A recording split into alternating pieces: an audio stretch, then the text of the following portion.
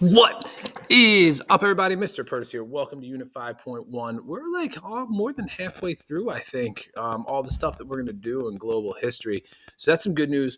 5.1, we're doing World War I causes. We're finally getting into stuff that I think is more interesting. I think from here on out, most of the course and the things that we do are much more interesting than stuff that we kind of started the year off with. So that's the good news. Also, the good news is we're getting to the point of stuff that happened over the past 100 years. So a little more recent things, a little more connection to things that we're talking about. But we're going to hop into World War One. By the way, when World War One started, it was not called World War One, referred to as the Great War because there was not yet a World War Two.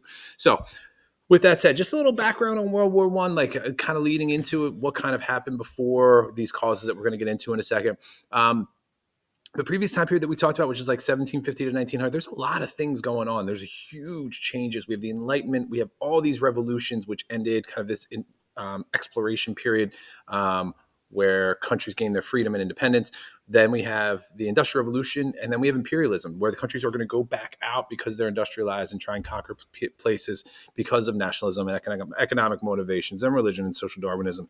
And for the most part, we're going to focus on Europe here because that's really the center of World War One. And Europe, for the most part, have been at peace for about 100 years. So it really was one of the longest periods in history in Europe of peace, and there had really been peace since Napoleon, and Napoleon was taken out of power in 1814, 1815. So we're talking 100 years later. It had been relatively stable in Europe. Now there had been competition and nationalism and some little skirmishes here and there, and the Industrial Revolutions happened. A lot of stuff's happening, but peace is a good thing. So for the most part, it had been relatively peace. But there's all of these things brewing that are going to lead to World War One. Someone once told me it's almost like throwing things in a crock pot, and each individual thing is not a big deal. But when you mix it all together, it's going to cause this final dish, or in this case, World War One. I don't know if that analogy works, but let's rock and roll. So 4 causes. Now, here's the deal. I do not want you to get confused with the 4 causes of imperialism. Sometimes people mix the two up and they're like, what was the acronym? What does NERDS mean? What does MAIN mean? NERDS is our acronym is just an abbreviation, is our abbreviation for imperialism, nationalism, economic, religion, and social Darwinism. Main causes is going to be our 4 causes of World War One. So there are 4 main causes of World War One. Please don't get confused with imperialism. It can make for a very bad writing part on the Regents exam. For the first one, militarism.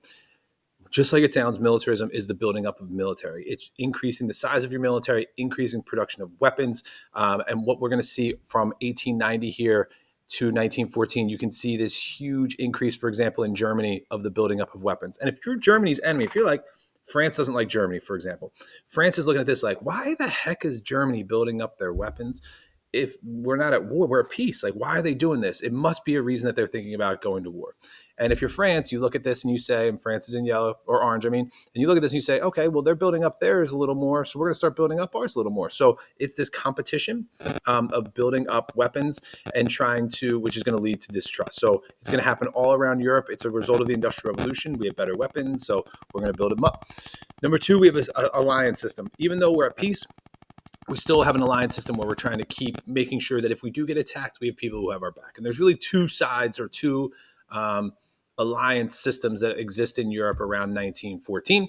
One is called the Allied Powers. That is really Britain, France, and Russia. So these 3 are going to be in the initial, like the OG alliance members. And then we also have the Central Powers, which is Germany, Austria-Hungary, and Ottoman Empire.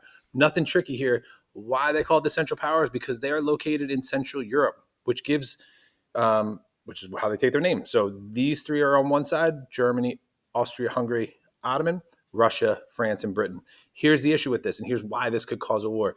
If, for example, Germany declares war on France, Britain and Russia are going to help out France and declare war on Germany. And if they declare war on Germany, Austria-Hungary is going to help Germany out and declare war on Russia and France. And around and around and around we go, and that's the alliances. So that's another thing that's going on.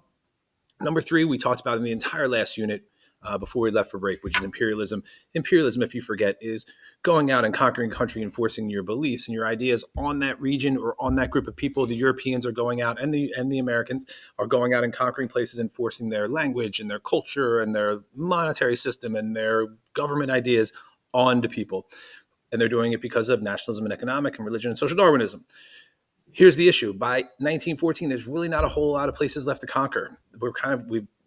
the Europeans have run out of places to conquer. So if you want more colonies, if you want more natural resources, if you want more land, you have to take over other places that have conquered. So for example, if you're France and you look at Germany and you're like, hey, you have all these colonies. If we beat you in a war, we can take your colonies and we can make money off those colonies. That's what we're looking at. So that's the other thing. So we have militarism, building up military alliances, imperialism, and the last one is nationalism. Huge factor that we're going to see in the entire 1900s and through today. There is a nationalist feeling in Europe at this time of extreme pride. We are the British, we're better than everyone else. We are the French, we're better than everyone else. We're the Italians, we're better than everyone else. And when you start having this sense of nationalism, it's at the expense of someone else. There's also, okay, this is where we get a little tricky. So there's this pride in your country, but nationalism can also mean you want your own country. And we talked about this back in the last unit.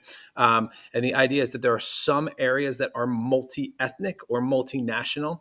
And for example, Austria-Hungary, which coming back to our map here, this is Austria-Hungary. This country does not exist anymore, nor does this empire. Get to that after World War I. But there are people who live in this region who are not Austrian and they're not Hungarian. And they look at this and they say, we want our own country too. We don't want to be part of Austria-Hungary. We are, I don't know, Slavic. We want our own country called Yugoslavia or Czechoslovakia, or we're Serbian or we're Bosnian. And there are all these different ethnic groups that are like, we want our own country, which is going to be one of the sparks that leads to this war. And that's what I want to mention here because we're going to talk about it in class for a little story time. Is there is this guy right here. I'm pointing to him as if you can see where I'm pointing. His name is Archduke Franz Ferdinand. He is the next to be in line. Next to be in line. It doesn't make any sense. He is the next in line to be king of Austria-Hungary. He is the son of the king of Austria-Hungary. Archduke is the title, like a prince. His name is Franz Ferdinand, also the name of a band in the 90s and early 2000s. He is next in line as future emperor. He is going to be assassinated, which more to come on this, but he is assassinated by a group of people who want to be free of Austria-Hungary, which is part of the nationalism. So militarism, alliances, imperialism, nationalism. I don't know why I just threw up signs there, but that's the deal. Those are the four causes of World War I. It's going to lead to a huge war that goes around the world because it is called a world war. So that's what I got. Hopefully you took notes on this. And if you didn't, go back and watch it again and take some notes because that's what we're doing in this unit. You got any questions, you write it down. You let me know. I'm out.